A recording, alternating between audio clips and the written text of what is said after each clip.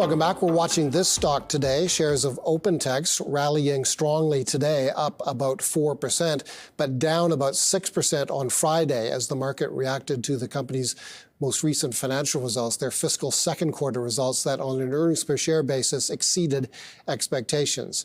For more on the story, let's talk to the Chief Executive Officer of OpenText. He's Mark Barrenechea, and he joins us now. He's also Chief Technology Officer. Mark, thanks a lot for joining us. The market reaction was negative to these results. It's not the first time over the past year that the market has reacted poorly to corporate results at OpenText. How would you characterize the numbers? Yeah, so Paul, great to be with you this morning. Look, since the Micro Focus acquisition and our AMC divestiture, I've been focused on getting our business model right and building a solid operating foundation.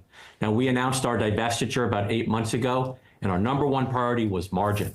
And our Q2 results show that we have delivered. We delivered an amazing 38% adjusted EBITDA, $500 million of adjusted EBITDA dollars.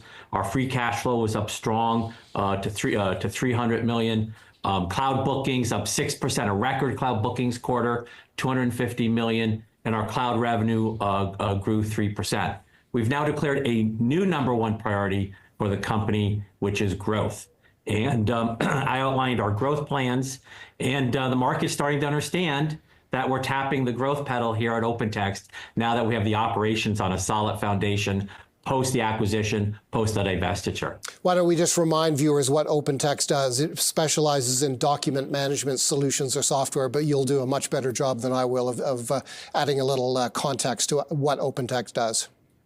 Sure, we're the world's leader in information management, which means we help large organizations and medium-sized organizations manage all their unstructured data. We help secure it, exchange it, and now add more value to it by unlocking its power through AI. Revenue in the quarter, both total revenue, adjusting for that divestiture that you just referenced, was down 5%, and annual recurring revenues, which sounds like the more important revenue line, down about 8% year on year, or about a little less than 1% than when adjusted for that divestiture. You surely want to turn those numbers into positive territory as part of your growth priority. Yeah, I mean, we had a variety of exclusions, if you will, excluding the divestiture, excluding a very large one-time IP royalty that we did last year, and less FX, our business is actually constant this year. So I walked investors through on the earnings call on Friday that less these headwinds, divestiture, FX, and our IP rights, the business is actually constant. And this is the foundation for which we're going to grow from. And we clearly can see in our business that come our Q4, we have bright line organic growth, and it's going to give us strong momentum as we go into 26, which begins July 1. But we're returning to organic growth. We signaled that to our investors on Friday, and we'll see that in the market by our Q4. How does M&A fit into the company's growth strategy? I've spoken to numerous portfolio managers over the years who are critical of the volume and nature of acquisitions at OpenText. Yeah, no, our priority right now is organic growth.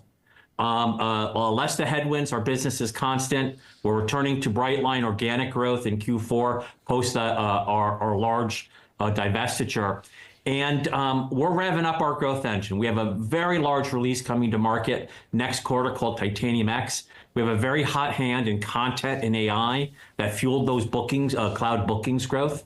We got a brand new security platform that's going to help organizations process all this ingestion of machine traffic that's attacking organizations from the outside. And our new SaaS platform is now contributing into our cloud revenue. So we're revving up, Paul, our growth engine, and that's what we're focused on. We're not focused on M&A. We are focused on capital return.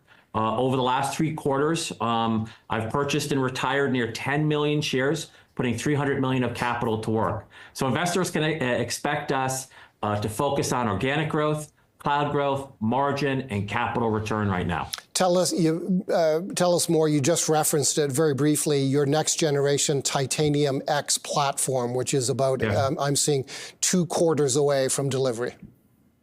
Yeah, it's actually 60 days away. We deliver it in April. Titanium X has been a 2-year project where we've been embedding within our software AI, a whole new conversational UI, as well as replatforming for SaaS. And that comes into the market in April.